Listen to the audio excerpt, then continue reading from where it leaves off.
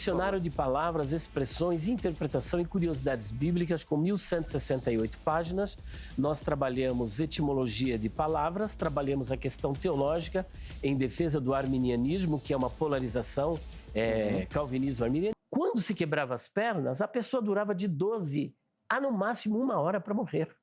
Quando chegaram, quebraram a perna daquele condenado e ele morreu naquele mesmo dia, porque ele não podia ficar vivo na cruz depois das 18 horas. E foi nesse espaço de tempo que o Senhor Jesus Cristo o levou. A primeira coisa que nós devemos analisar é o seguinte: quem é que pode salvar? Eu até pergunto para o pastor Ezequiel: quem pode salvar, pastor Ezequiel? Quem tem poder e autoridade para salvar? O Salvador. O Salvador, que é o Senhor Jesus Cristo. Claro. A minha pergunta é: o Salvador morre? Deus, o Salvador, morre? Morreu. Não, o Deus, o Salvador... Então o senhor acredita que Jesus morreu corpo, alma, espírito e a sua divindade também morreu? Jesus morreu. Como um todo, Se ele é a Deus divindade. e homem, ele morreu como Deus e homem. Como é que Deus pode morrer? Aí ele depõe contra o próprio texto que ele apresentou. Então como é que você depõe olha que só. Deus... Se Não, Deus olha não só. pode morrer, Jesus não é Deus? Não, mas espera um pouquinho. Ué. Se ele é imortal, ele é eterno, como é que ele pode morrer? Olha só. Olha a doutrina que ele está apresentando, a morte de Deus. E veja que a ressurreição partiu de 3 perspectivas. A ressurreição foi realizada pelo Pai, pelo Filho e pelo Espírito Santo. O próprio Senhor Jesus disse: olha, derribai este templo e em 3 dias eu o reedificarei. Agora, como é que ele poderia cumprir essa palavra se ele estava morto? Alguém teria que ressuscitá-lo, mas ele mesmo disse que iria se ressuscitar várias vezes. Então Deus, a divindade, não pode morrer. E o que ele está acabando de pregar é uma heresia gritante da morte de Deus, depondo contra um texto que ele mesmo usa para combater o imortalismo, porque o Senhor Jesus, por exemplo, em 1 Timóteo capítulo 6, versículo 16, diz que Deus, que é a divindade, é imortal. Então não pode morrer. Então é mais uma heresia que precisa ser refutada. Agora tem isso. Façamos o homem a nossa imagem, a nossa semelhança. E fez Deus o homem a sua imagem, a imagem de Deus o criou.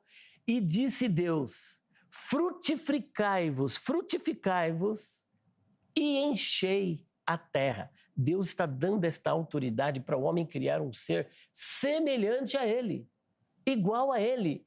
Deus não cria uma alma nova, nem os adventistas acreditam nisso que ele está falando. Que Deus, no momento da concepção, cria uma alma nova e coloca dentro do ser humano. Se Deus cria uma alma nova, nós temos um pelagianismo gritante, que ele é contra o pelagianismo e contra o semipelagianismo, porque essa era justamente a visão de Pelágio. Pelágio partia de uma perspectiva antropológica de que as almas eram criadas por Deus no momento da concepção. Se ela é criada por Deus, e a Bíblia diz que toda boa dádiva e todo dom perfeito vem do alto, descendo do Pai das luzes, em quem não há mudança e nem sombra de variação, essa alma é pura. Essa alma não é pecadora. Logo, essa alma que é criada nova, ela não sofre os efeitos do pecado.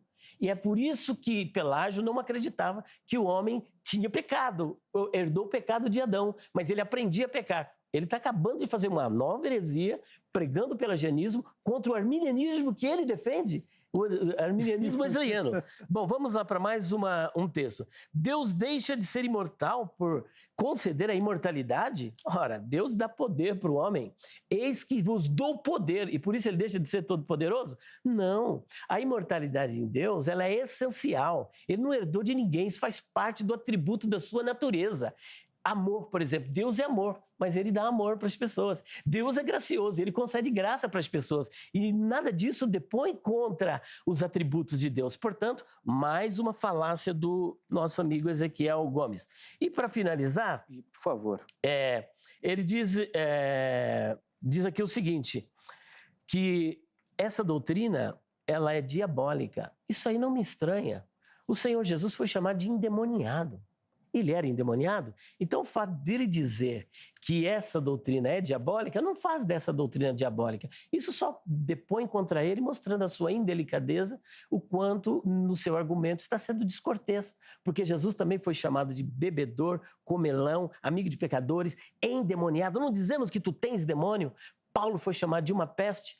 Mas nem por isso eles eram tudo isso. Então, estas suas ofensas ao cristianismo ortodoxo e à palavra de Deus não nos ofende. E aqui está provado de forma cabal que Jesus levou o ex-ladrão da cruz naquele mesmo dia ao paraíso, porque Jesus é o Deus Salvador.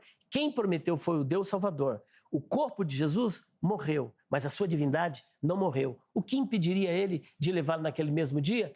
E o futuro está, que Jesus prometeu.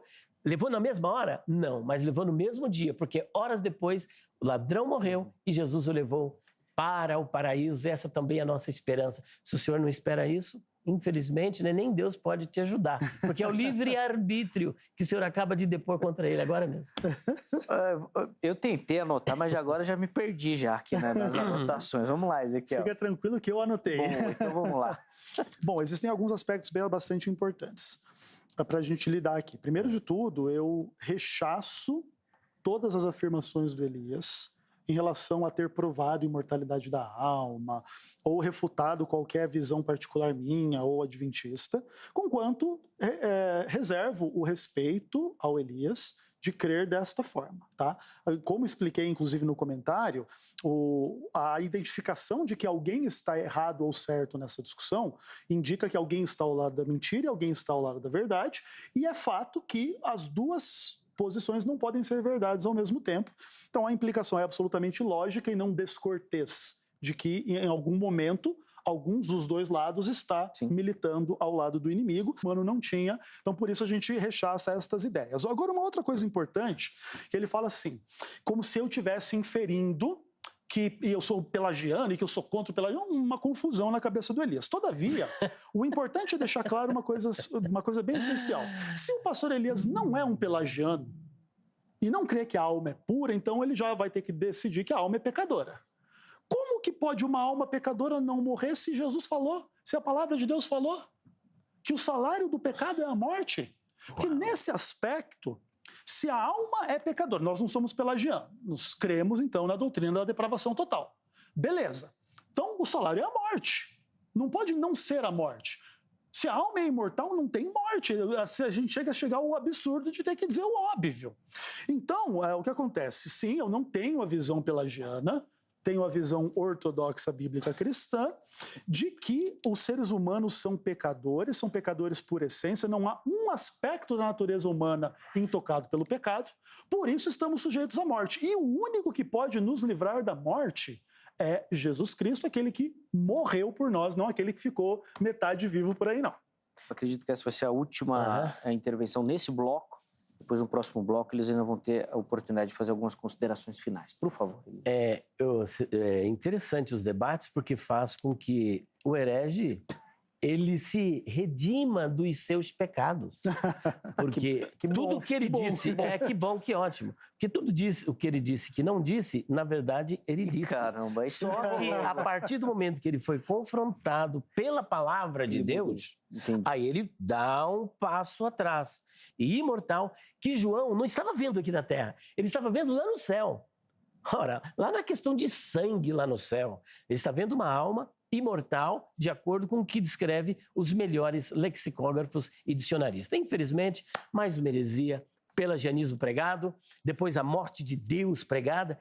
O senhor não está evoluindo, meu querido, você está decaindo. E para fechar agora, para não tomar o tempo, Mateus 10, versículo 28. Não temais os que matam o corpo, mas não podem matar a alma. Aí ele vai dizer, leia a segunda parte, que a segunda parte diz que ele pode fazer perecer no Guiena tanto o corpo como a alma, mas o Guiena ainda não existe. A minha pergunta é, se o Guiena não existe e Deus só vai matar no Guiena, o que aconteceu com a alma de Caim? O que aconteceu com a alma de Abel? O que aconteceu com a alma dos habitantes de Sodoma e Gomorra, dos antediluvianos? Tem que, no mínimo, ele admitir um estado intermediário, porque se Deus só vai matar no Guiena. Mas a verdade é que a palavra apólime ali significa perder, significa estragar, menos deixar de existir. Portanto, a doutrina da imortalidade da alma é defendida por Cristo, é defendida pelos apóstolos, é defendida pelos pais da igreja, é defendida pela Bíblia e é defendida por nós aqui no Vejam Só. Um abraço, pastor Ezequiel.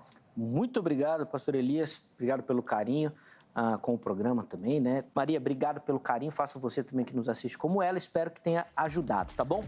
Põe na tela aí o resultado da nossa enquete. Por favor, resultado final da enquete. As almas relatadas em Apocalipse 6:9 estão conscientes? Sim ou não? 73% dos nossos internautas responderam que sim, 27% responderam que não estão conscientes. Eu imagino que o Ezequiel não teria dúvida da resposta também, né? Os hereges sempre os tereis convosco, né? Olha aí, eles estão de frente com um. Esses dois estão demais, viu? Gente, obrigado pelo carinho, obrigado pela audiência, pela participação.